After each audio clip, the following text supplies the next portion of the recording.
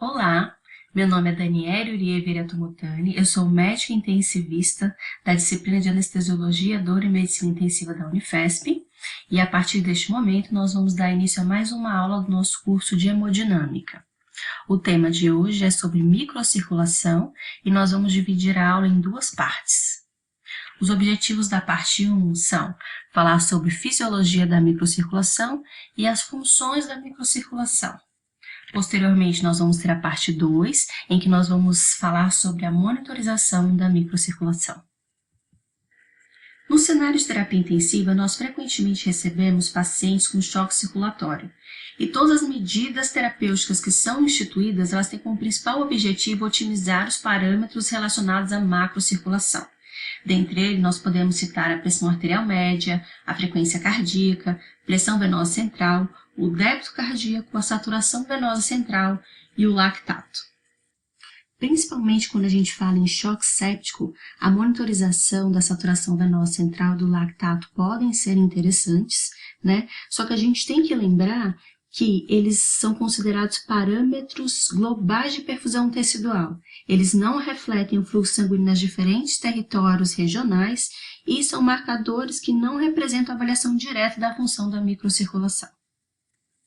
Porém, mesmo que a avaliação da macrocirculação seja fundamental para o manejo do paciente crítico, o que nós observamos é que existe uma dissociação entre a macro e a microcirculação, de tal forma que, mesmo antes de você ter alterações de parâmetros globais de fluxo, a gente já pode ter alteração de alguns parâmetros periféricos desse fluxo e, mesmo que você consiga restabelecer esse fluxo global com medidas clínicas, parte desses pacientes vão manter uma perfusão periférica e outras medidas de microcirculação alteradas, e esses pacientes são os que vão evoluir com piores desfechos. Um exemplo clássico dessa dissociação são aqueles pacientes com abdômen agudo vascular, em que numa fase inicial podem estar até hipertensos, mas quando a gente faz uma avaliação de perfusão periférica, a gente vê que eles têm extremidades frias, eles têm livedos extensos, e quando eles chocam, muitos deles acabam falecendo. Em pacientes com sepse, a avaliação direta da microcirculação, neste caso por meio da proporção de vasos perfundidos, ela foi superior na avaliação de prognóstico em UTI do que, por exemplo, parâmetros como pressão arterial média, saturação venosa central e lactato.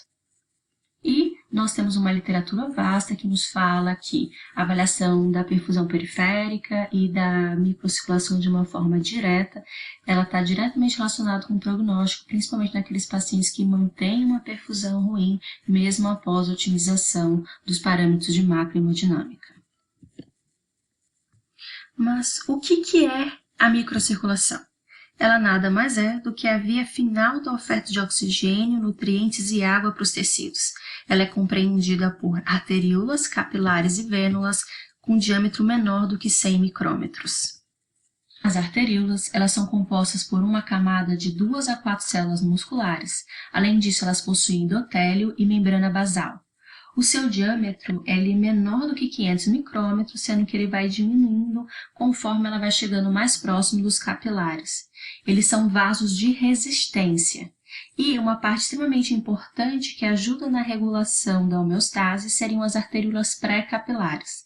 Elas têm um diâmetro interno de 10 a 20 micrômetros, têm uma camada de células musculares, uma camada fina de células endoteliais e uma rede de nervos desmielinizados, que ajudam na autorregulação. E elas podem alterar o seu diâmetro de 2 a 3 vezes de forma a aumentar o fluxo para os capilares ou reduzir. Os capilares são a via final em que ocorrem as trocas gasosas, a oferta de nutrientes e água para os tecidos. Eles compreendem vasos com diâmetro interno de 5 a 10 micrômetros e eles são compostos por uma camada de célula endotelial e membrana basal. Em condições de repouso, apenas 20 a 30% deles estão abertos para perfusão orgânica, mas em situações de estresse, há um recrutamento por meio da abertura dos esfíncteres pré-capilares com o aumento do fluxo de sangue para esses capilares. Já as vênulas são vasos de capacitância, ou seja, eles conseguem armazenar grande quantidade de sangue no seu interior. e eles são extremamente fundamentais para a resposta aos processos inflamatórios, de tal forma que, na presença de toxinas, isso vai levar a uma abertura das junções celulares e um extravasamento dos leucócitos e proteínas plasmáticas para os tecidos. As artérias agem como reservatórios de pressão que fornecem fluxo e pressão contínuos e possibilitam que o sangue se movimente continuamente para frente. Isso é possível graças à bomba cardíaca, que na sístole empurra com pressão o sangue para frente, ou seja, para as artérias, expandindo as suas paredes, enquanto que na diástole há uma queda dessa pressão e um recolhimento elástico da parede dos vasos, de tal forma que, como o bombeamento cardíaco é contínuo, esse sangue continuamente vai sendo empurrado para frente. As arteríolas, elas já são os vasos de maior resistência e as pressões sanguíneas elas podem cair drasticamente quando o sangue chega nessas áreas. Mas quais são os fatores que determinam a distribuição e regulação do fluxo sanguíneo? Ou seja, quais os fatores que interferem na quantidade e volume de fluido que passa por um certo ponto por unidade de tempo? Essa pergunta ela pode ser respondida pela lei de Poiseuille. De acordo com essa lei, nós temos que π vezes a diferença de pressão vezes R à quarta potência é dividido por 8 vezes eta vezes R, em que F é o fluxo, π é o fator geométrico, ΔP nada mais é do que a diferença de pressão entre o componente arteriolar e o componente venular, ou seja, pressões venosas muito altas ou PVCs muito altas, elas podem prejudicar o fluxo da microcirculação e a pressão de perfusão dos órgãos. O R é o raio do meu vaso, e quanto maior esse raio, maior o diâmetro e maior o fluxo que passa por dentro desse vaso. E para a gente entender isso, é só a gente pensar no modelo hipotético de que nós teríamos anéis concêntricos de velocidades diferentes dentro do nosso vaso, em que os anéis que estivessem mais próximos das paredes do vaso, eles sofreriam interferência da resistência desse vaso, que vai puxar o sangue no sentido contrário. Ou seja, quanto mais próximo da parede, menor o fluxo. Quanto mais distal, ou seja, mais central, maior a velocidade. Então, quanto maior o meu diâmetro, mais fluxo vai passar. Eta é o coeficiente de viscosidade sanguíneo, ou seja, quanto mais viscoso, maior a resistência ao fluxo sanguíneo. E quais são os fatores que interferem nessa viscosidade? Por exemplo, anemia, hemoconcentração, hemodiluição, entre outros, tá? E por fim, o L é o comprimento desse vaso, em que quanto maior o vaso, mais tempo será necessário para que o fluxo passe por ele. Então, para a gente entender melhor, o fluxo e a distribuição dele, eles estão diretamente relacionados à diferença entre a pressão inicial e a final do vaso, o raio desse vaso, e eles estão inversamente proporcionais à viscosidade sanguínea e ao comprimento do vaso. Cada órgão regula o fluxo sanguíneo de acordo com as suas necessidades, de tal forma que a gente vai ter maior densidade capilar conforme maior a necessidade metabólica daquele órgão. E esse aumento ou diminuição do fluxo está diretamente relacionado com a dilatação ou a contração das arteríolas alimentadoras e dos esfíncteres pré-capilares. E quais são os fatores que determinam a vasodilatação ou a vasoconstrição?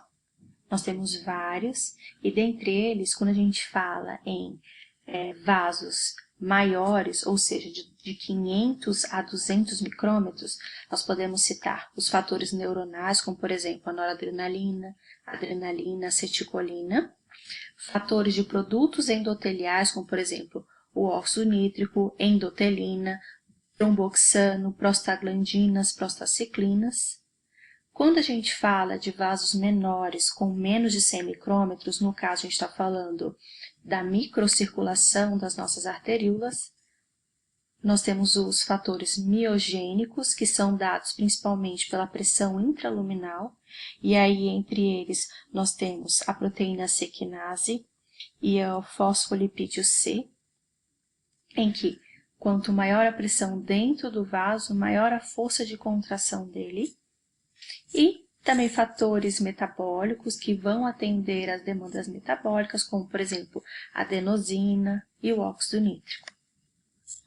Tanto no mecanismo miogênico quanto metabólico, a vasodilatação ela vai estar diretamente relacionada com a ativação dos canais de potássio das células musculares lisas que são dependentes de ATP.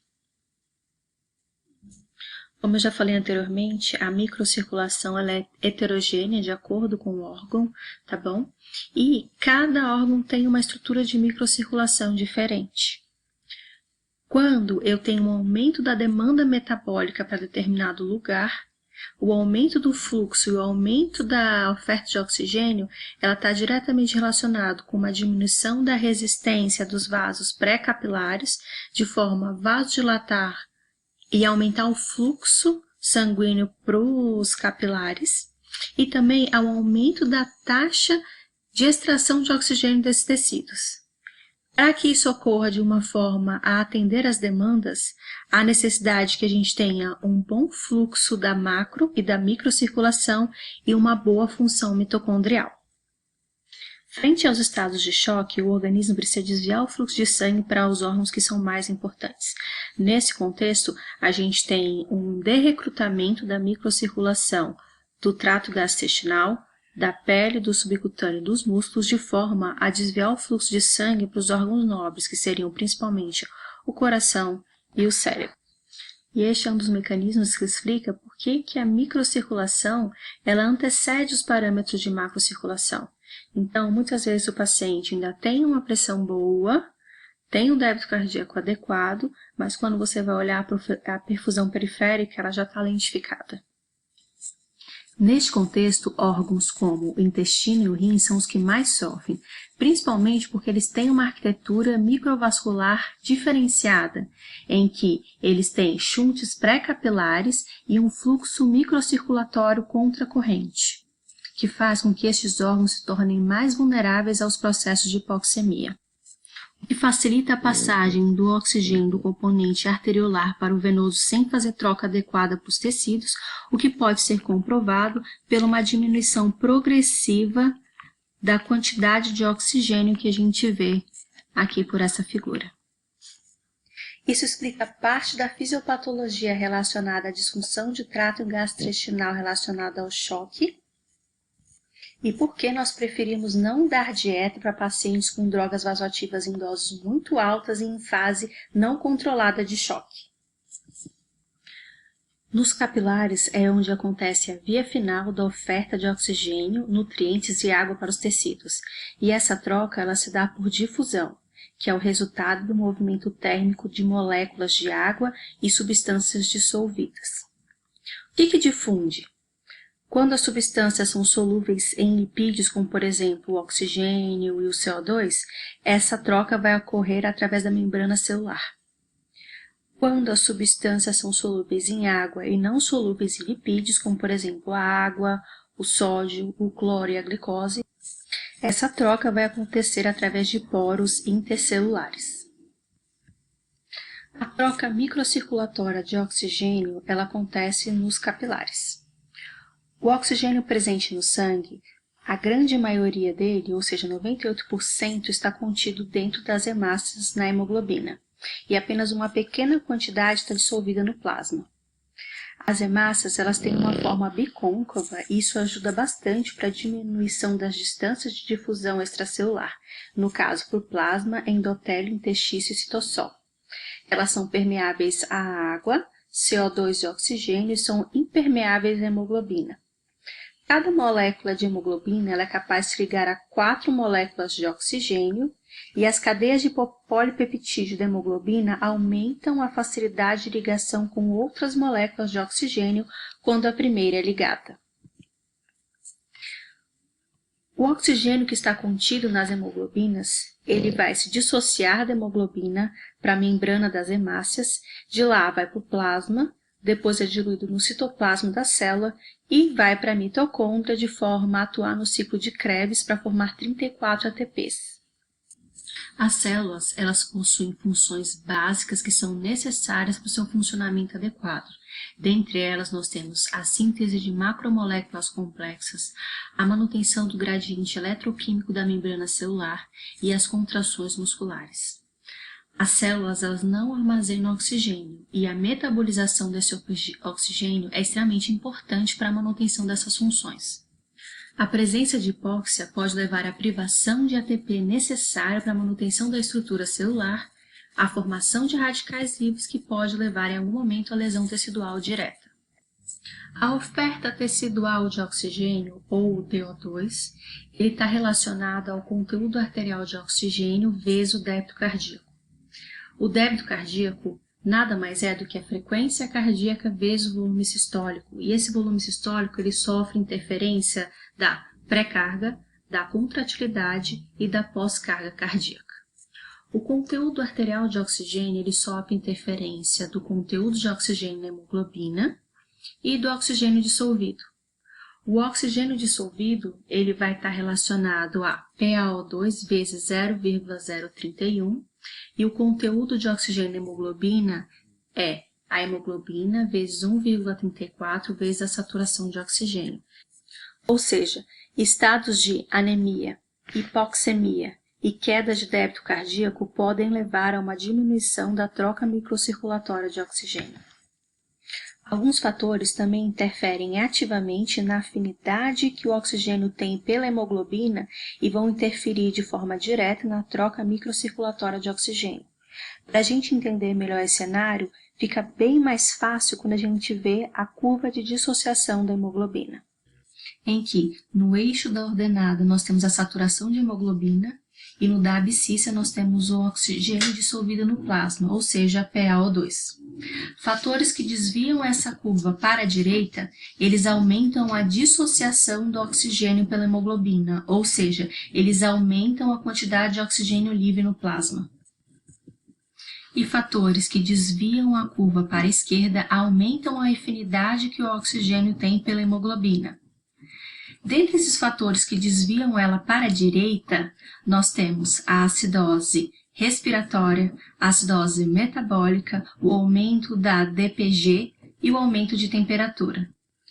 A DPG é uma sigla que representa a 2,3-difosfoglicerato, que é um fosfato orgânico presente nos eritrócitos. A curva ela tem um formato sigmoidal e em condições normais uma PaO2 de 60 corresponde a uma saturação de 90. A forma sigmoide ela tem importância fisiológica, de tal forma que a parte inclinada da curva entre uma PaO2 de 20 e 50 é denominada de porção de dissociação da curva. Ela representa os capilares teciduais nos quais uma grande quantidade de oxigênio pode ser descartada com uma mudança discreta de PaO2. Assim, uma porção relativamente grande de oxigênio carregada pela hemoglobina está dissolvido e disponível para os tecidos. Já a porção superior da curva é quase plana, entre uma PaO2 aí de 70 a 100. Essa parte é referida como a porção de associação da curva, porque assegura uma oxigenação da hemoglobina mesmo quando a PaO2 alveolar é diminuída, como por exemplo em casos de doenças pulmonares. O endotélio é o principal componente da microcirculação. Ele está diretamente relacionado à produção de produtos que vão interferir na distribuição de fluidos, na inflamação, imunidade, angiogênese e hemostasia. Ele produz óxido nítrico, prostaciclina, endotelina, que vão interferir diretamente na distribuição de fluidos e no fluxo sanguíneo. Ele também produz fatores que vão estar relacionados com a inflamação, o crescimento e o reparo. Neste contexto, nós temos a produção de citocinas, como a interleucina 1, 6 e 8, a produção do fator de crescimento de fibroblastos, fator de crescimento derivado de plaquetas e o fator de crescimento transformador beta. Ele também tem função pró-hemostática devido à presença do fator de von Willebrand, fator tecidual e o fator inibidor da ativação de plasminogênio. E também tem efeito anti-hemostático e antifibrinolítico pela interação com substâncias como plasminogênio tecidual, heparina, proteína C e proteína S. O endotélio ele tem um papel fundamental na modulação da inflamação, de tal forma que, na presença de lipopolissacarídeos ou outros estímulos tóxicos, a gente tem o reconhecimento pelos monócitos que vão começar a produzir fator de necrose tumoral, interleucina, vão se ativar, vão sair da microcirculação e ir para os tecidos transformando em macrófagos. Fora isso, vai ter um reconhecimento pelos neutrófilos que vão começar a produzir citocinas, como interleucina 1, 6, 8, 10, 12, 18, fator de necrose tumoral, que também são produzidos, parte deles, pelo endotélio. Vai ter a exposição do fator ativador de plaquetas, prostaglandinas, proteases, bradicininas, vai dar início à cascata de coagulação, que a gente vai revisar daqui a pouquinho. Fora isso, a presença dessas citocinas vai aumentar a permeabilidade capilar, levando a um extravasamento do conteúdo intravascular para o extravascular, e o endotélio também produz óxido nítrico, que vai levar a uma vasodilatação. Por fim, uma avaliação um pouquinho mais detalhada da função do endotélio na coagulação. Nós temos que ele tem propriedades anticoagulantes pela produção de ativador de plasminogênio tecidual, heparina, trombomodulina, e em condições patológicas, quando na presença de endotoxinas, a gente tem a ativação da cascata de coagulação, expressão de fator tecidual, deposição de fibrina, formação de microtrombos, hipofluxo e hipoxemia tecidual, que vai levar diretamente à disfunção celular e disfunção de múltiplos órgãos. Então, depois de tudo isso que eu falei, quais são as funções da microcirculação? Bem, dentre as suas funções, nós temos a oferta de oxigênio para os tecidos por difusão, a regulação dinâmica de mecanismos trombóticos e fibrinolíticos, adesão de leucócitos, agregação plaquetária, permeabilidade celular e do fluxo sanguíneo regional. E ele possibilita a oferta de princípios ativos de diferentes medicamentos para células-alvo em condições patológicas. Para resumir tudo que a gente falou, dentre os pontos mais importantes, nós temos que a microcirculação ela é a via final da oferta de oxigênio, nutrientes e água para os tecidos. O endotélio é o principal componente da microcirculação e ele é diretamente responsável pela distribuição de fluidos, fluxo sanguíneo, inflamação, imunidade, angiogênese e hemostasia. Cada órgão tem uma estrutura própria de funcionamento da microcirculação. E a oferta adequada de oxigênio para os tecidos, ele vai depender da presença de um bom fluxo da macro e microcirculação, além da função da mitocôndria. Eu gostaria de agradecer às minhas cachorras que ficaram roncando e fazendo barulho durante toda a gravação da minha aula. A participação delas foi fundamental para o meu sucesso. E eu gostaria de convidar vocês a assistirem a parte 2 dessa aula, tá? Nessa parte 1 a gente abordou mais a fisiologia da microcirculação e na parte 2 nós vamos avaliar a monitorização da microcirculação. E até a próxima. Muito obrigada!